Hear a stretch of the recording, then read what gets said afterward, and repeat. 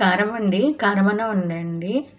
ఇది మా అమ్మ ఇంట్లో కర్రీస్ లేనప్పుడు ఇట్లా చేసి పెట్టేదండి. మీరు కూడా ట్రై చేయండి.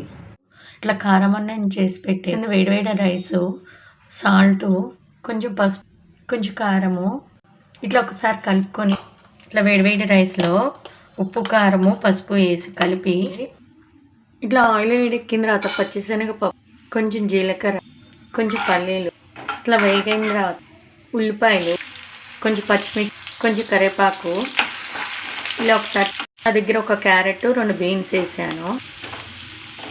వేగిన తర్వాత కారమన్నం వేసేస్తున్నాను. ఇలా చేసి పెట్టండి. పిల్లలు ఒక్క మెతుకు కూడా వదలకుండా మళ్ళీ దీన్ని చేసి పెట్టమంటారు. మీరు కూడా ట్రై చేయండి. ఇది పచ్చి వాసన ఎగే వరకు కొంచెం వేయించుకుందాం. ఈ ప్లేట్లో తీద్దాం. కొంచెం కొత్తిమీర జల్లుకో, ఇట్లా ఉల్లిపాయ జల్లుకోండి.